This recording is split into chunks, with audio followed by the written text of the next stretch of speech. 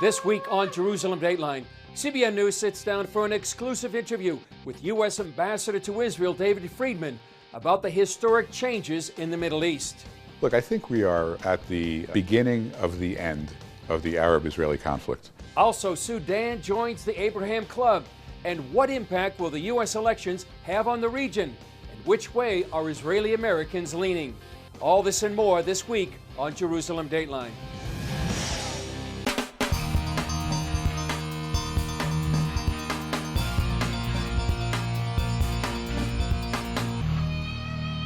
Hello and welcome to this edition of Jerusalem Dateline. I'm Chris Mitchell. From the Abraham Accords to the move of the U.S. Embassy to Jerusalem, in the past 4 years, U.S. Ambassador David Friedman has seen historic changes in the Middle East. And in many of those changes, he's been a key player. Friedman sat down for an exclusive interview with CBN News about what's happened and what's next. Ambassador Friedman, great to see you again with CBN News. Thanks, Chris. Great to be with you. On November 3rd, Americans are going to really decide the future of America. What's at stake here in Israel, Jerusalem, and the Middle East? The president has developed a policy for the Middle East that really works.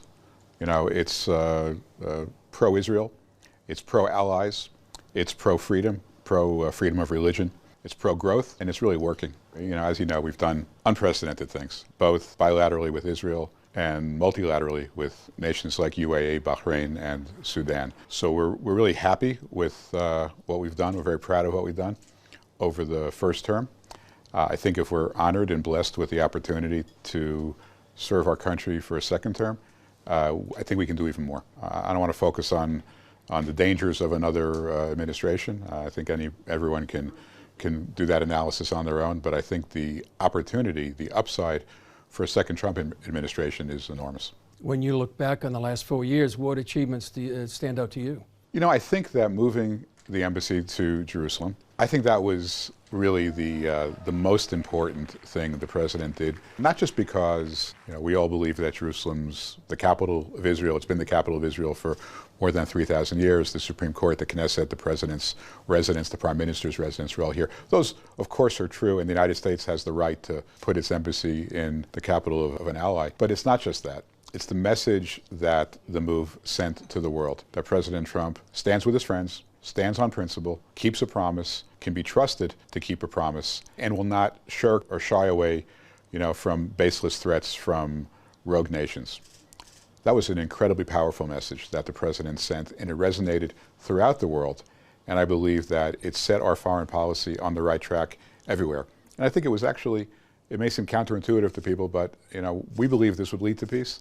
If you remember, that's what Jared Kushner said when we opened the embassy, it will lead to peace, and it did. One of the things historic that's been happening in the last few months is the Abraham Accords on September 15th, and the UAE and Bahrain has been signing more agreements after that. It seems to be coming to a crescendo.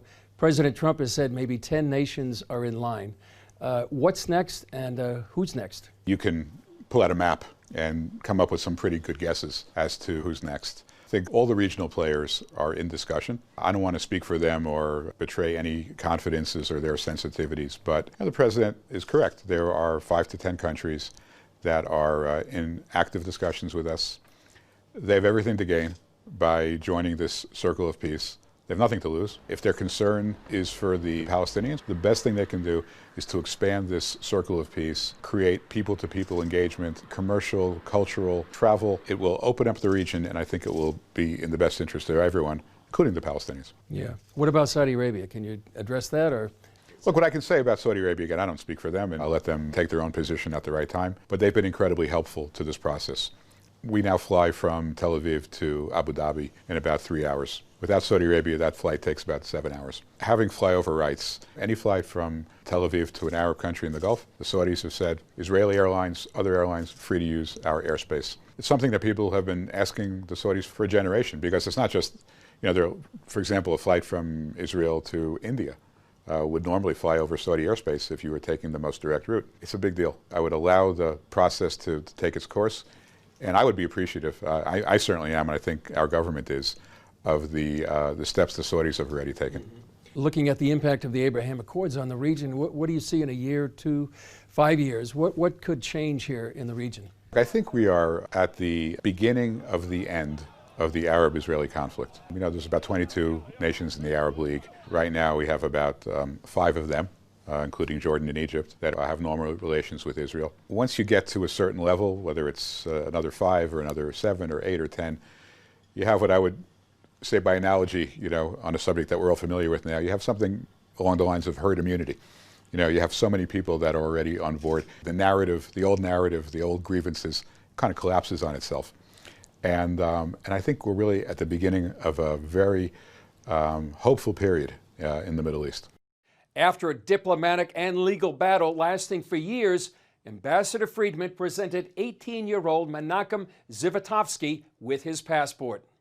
It is my honor to present you with the very first passport issued to an American citizen born in Jerusalem, with Israel designated as the place of birth.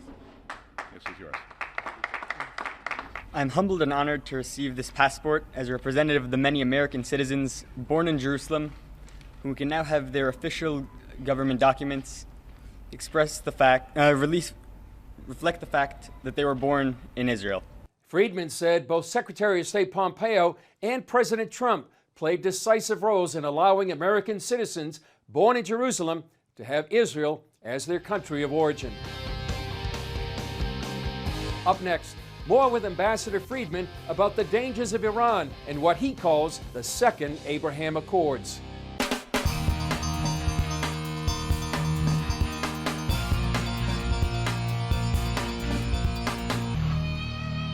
In the second part of our exclusive interview with Ambassador Friedman, he addresses the danger of Iran and how he sees the Abraham Accords through the lens of the Bible. A lot of people would look at one of the achievements would be getting out of the Iranian nuclear deal. Former Vice President Biden and Senator Harris have said that if they're elected, they would renew the Iranian nuclear deal. What impact could that have on Israel and the region? It would be a disaster. It would be a complete disaster. Iran is a very dangerous country. We have made Iran far less dangerous than they were 4 years ago. We have broken the Iranian economy. We have made it much more difficult, much more expensive for Iran to engage in adventurism and terrorism throughout the crescent of Yemen, of Iraq, of Syria, and of Lebanon. And they are pulling back. They will continue to pull back, I believe, if we keep the sanctions on. The worst thing we can do right now when we have them on the ropes is to let the pressure off. Remember, you know, we've eliminated the greatest individual state sponsor of terrorism, the greatest individual participant in Qasem Soleimani. So we're really on the right track. We're going to prevail. We're going to, I believe, make peace with the Iranian people, who we have no grievance against, who the Israelis have no grievance against, make peace with the Iranian people, and hopefully get the Iranian regime to end its malign influence. And I think when you look at the Abraham Accords and our position on Iran, you see the juxtaposition is important. On the one hand, with the enemies of the United States, with the enemies of peace, with the sponsors of terrorism, our position could not be stronger. Our position is unambiguous, and we provide no quarter, you know, no solace to people who want to engage in state-sponsored terrorism. On the other hand, where we have friends, where we have allies, you know, the sky's the limit for how far we can go. And I think creating that dichotomy, we put the choice to the people. Where do you want to be? You want to be on the side of peace, prosperity, opportunity, or do you want to be on the side of violence and terror and ultimately poverty? That's the choice that I think the Trump administration has created better than anyone else that's preceded us, and that's why I think we're having success. Earlier today, you were in Ariel, right in the middle of Samaria, and I was watching you on YouTube. You talked about the Pompeo Doctrine, about no longer having Jewish communities in Judea and Samaria illegal under international law. What was the significance of your visit and what you signed today? What does that mean for the biblical heartland?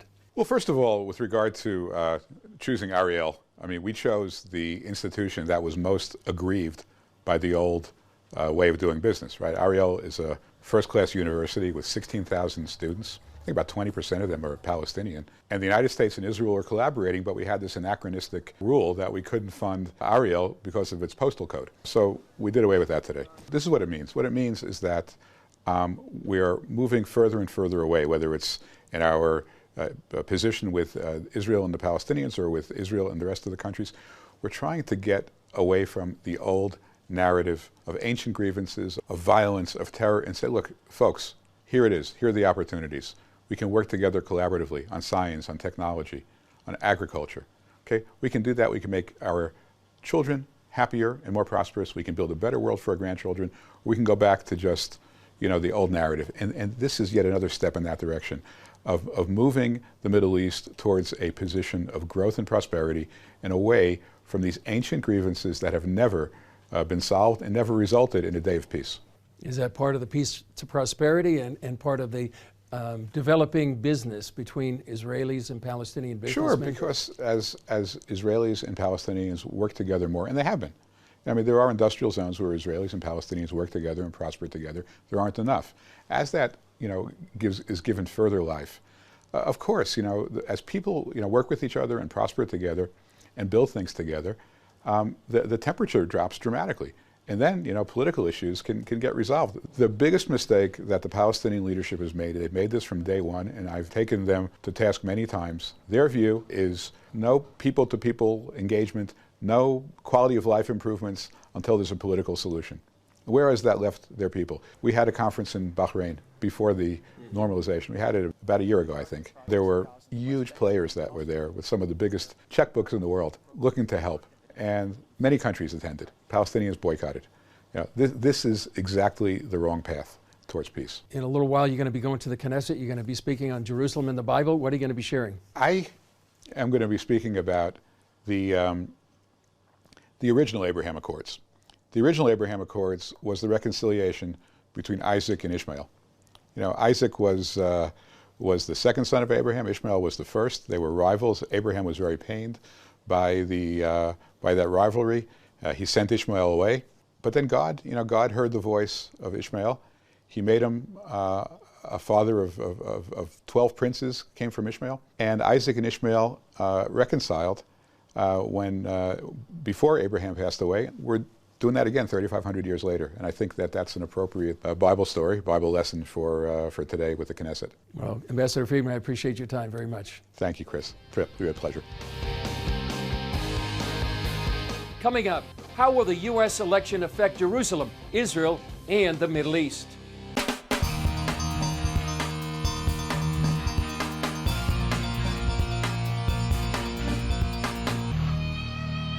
Foreign policy did not play a major role in the recent presidential debates, but it remains one of the most important issues facing voters. Israel and the Middle East are now anxiously awaiting to see how the U.S. election will shape the future of the region. From Iran to Saudi Arabia to Israel, the Middle East is looking to November 3rd. It's a fateful election for the Middle East and Israel. Both former Vice President Biden and the incumbent President Trump have stated what would be their policies for the coming 4 years. And in certain ways, they differ fundamentally, even dramatically. The main question from Israel is, would a Biden administration re-enter the Iranian nuclear deal known as the JCPOA? President Obama and his administration viewed the JCPOA as their singular sterling achievement in foreign policy. And they'll, I think, go to a great length to ensure that America returns to that agreement. With respect to Iran, both the former vice president and his running mate, Senator Harris, have said unequivocally that they intend to renew the Iran nuclear deal of 2015. If Iran returns to the levels of uranium enrichment established by that deal, it's not very difficult for Iran to do. And that means lifting sanctions, and that has profound ramifications for Israel and the Middle East. And what about the Abraham Accords? I do not think that a possible future Democratic administration will invest in those accords the way the Trump administration has. I don't think they're going to invest money, for example, in building the Israeli-Sudanese peace, because that belongs to the Trump era. And again, the emphasis will be on the Palestinian issue and not on the Abraham Accords. Israel's former ambassador to the U.S., Michael Oren, believes a Biden administration would reverse certain Trump policies that benefit his country. a Biden presidency would return to the policies of both the Obama administration and Clinton administration. We're giving precedence to the achievement of a Palestinian state based on the 67 borders with Jerusalem as its capital, East Jerusalem as its capital. While Election Day approaches, Oren says the region is in a holding pattern. And I know personally from being in contact with business associates around these areas, everyone's waiting to see what happens with the elections. Oren says regardless of who wins, Israel will be looking to maintain its traditional close relationship with the U.S. President Trump announced that Sudan and Israel have now normalized relations, the third in a series of Muslim countries making peace with the Jewish state, in what's become known as the Abraham Accords. CBN Middle East correspondent Julie Stahl has that story. President Trump paved the way for the Sudan-Israel peace deal when he removed Sudan from the list of state sponsors of terrorism. It's a very special deal. For much of recent history, the people of Sudan were ruled over by brutal Islamic dictatorships. It was the home of Osama bin Laden, a place of terror, genocide, and many other tragedies. Today, a great people of Sudan are in charge, and new democracy is taking root. Trump said the deal would unlock new trade, education, and research opportunities. Although Sudan and Israel don't have a common border, Iran has supplied weapons to Hamas through that African nation. Israeli Prime Minister Benjamin Netanyahu hailed the deal as another dramatic breakthrough. What a great change. In Khartoum, the capital of Sudan, they adopted in 1967 the 3 no's of the Arab League: no to peace with Israel, no recognition of Israel, and no negotiations with Israel. But today, Khartoum is saying yes to peace with Israel, yes to recognition of Israel, and yes to normalization with Israel. As part of the deal, Netanyahu's office announced it would send $5 million worth of wheat immediately to Israel's new friends in Sudan. And that's just the beginning. Trump and Netanyahu both believe that other Muslim and Middle East countries will soon follow, including Saudi Arabia. Julie Stahl, CBN News, Jerusalem. Up next, Israeli Americans take a stand on who they'll be voting for, President Trump or former Vice President Biden.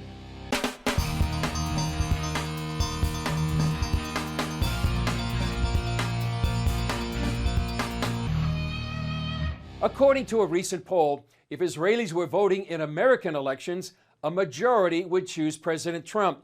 CBN Middle East correspondent Julie Stahl tells us what some say Americans living here in Israel are likely to do. It was a colorful event as dozens of cars driven from Tel Aviv to Jerusalem displayed support for President Trump. I love you, Mr. Trump. I love you. I believe that Donald J. Trump is a hero. He's a hero of our time. It's time to say thanks to this friend.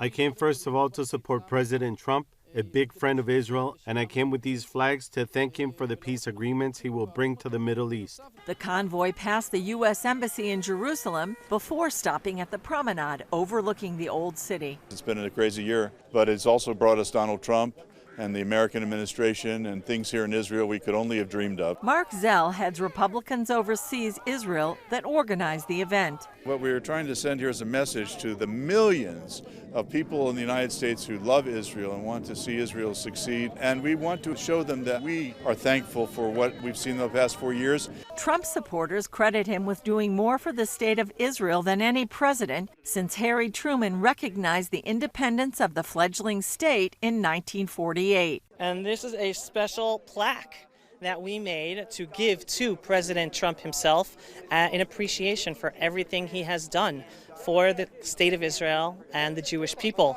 Those accomplishments in the Middle East are seen as abandoning the Iran nuclear deal, recognizing Jerusalem as Israel's capital and moving the U.S. Embassy here, recognizing Israeli sovereignty over the Golan Heights, and now the regional peace deals between Israel and its Muslim neighbors. Chezi Kugler of Democrats Abroad Israel disagrees. Let's take the example in particular of Syria. Syria today is an amalgamation of Russian power, Iranian power, Hezbollah, and ISIS. Having a situation like that chaotic situation on the border of Israel with all our enemies encamped there just across our border is one of Israel's security forces' worst nightmares. Kugler says Democratic presidential candidate Joe Biden has been a decades-long supporter of Israel and understands security. Joe Biden was one of the people who was central, really instrumental in the inception, the building, and the expansion of the strategic relationship between Israel and the United States. With Biden, he said, Israel would have a strong ally in the White House. There are no actual statistics for the number of eligible American voters in Israel, but Zell estimates there are around 300,000. He predicts half will vote, and most of those will vote Republican. There is one area where both sides agree. We've also seen quite an upsurge in interest, in registration, and in voting. So the interest obviously is great. I've been doing this as a volunteer for some 30 years. I've never seen anything like this in terms of outpouring of interest. According to Zell, even some registered Democrats in Israel vote Republican. But Dr. Ilana Stockman, vice chair for media and policy for Democrats Abroad Israel, believes American Jews in Israel line up with their fellow Jews in the States. For sure, Jews in general, American Jews are overwhelmingly pro-Biden. There is a lot of reason to believe that American Jews in Israel are not that different from American Jews in general. Stockman says her group is concerned about foreign policy. Having an unstable foreign policy in America is, really scary. Making sure that there is clear foreign policy and that foreign policy is balanced. A poll conducted for I-24 News found almost 19% of Israelis say they would choose Biden, while 63% choose Trump. I live in the Golan Heights. The reason that I came here is to say thank you to the president, and I believe 80% from the Israelis, they feel the same thing I feel. Julie Stahl, CBN News, Jerusalem. Well, that's all for this edition of Jerusalem Dateline. For those in the U.S. and U.S. citizens around the world, make sure you vote. Thanks for joining us. And remember, you can follow us on Facebook, Twitter, Instagram, and YouTube. I'm Chris Mitchell. We'll see you next time.